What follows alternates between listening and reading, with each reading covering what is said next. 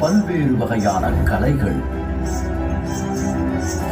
பிரமிக்க வைக்கும் நுண்திறன் மிக்க கைவினை தொழில்கள் என நீண்ட நெடிய பாரம்பரியத்தையும் வரலாற்றையும் கொண்டிருக்கு.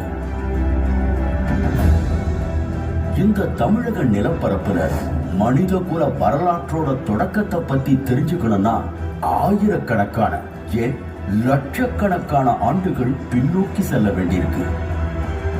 தமிழக வரலாற்றை தொடங்க வேண்டிய இடம் 15 லட்சம் ஆண்டுகளுக்கு முன்னால்.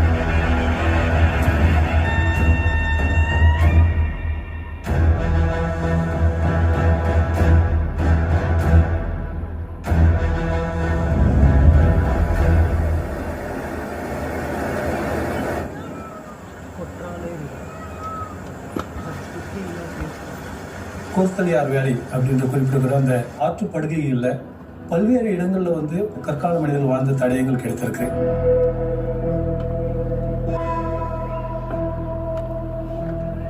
முதலாக கற்களை உபயோகப்படுத்தி அதை கூர்படுத்தி அதை ஆயுதமாக பயன்படுத்தி விலங்குகளையும் எல்லாம் மரங்களுடைய பழங்களையும் அடித்து சாப்பிட்டு அதில் வாழ்ந்திருக்கிறாங்க. ஹேண்டாக்ஸ்ன்னு சொல்லக்கூடிய ஒரு கற்கருவியை இவர்கள் உருவாக்கி இருக்கிறார்கள். அதுபோல கிளீவர் எனப்படும் ஒரு கிழிப்பான் அப்படின்ற ஒரு கருவி, அது போன்ற பல வகையான கருவிகளை இந்த கால மக்கள் உருவாக்கி இருக்கிறார்கள். இந்த காலகட்டத்தை தான் பாலியோலித்திக், அதாவது பழங்கற்காலம் அப்படின்னு சொல்றோம்.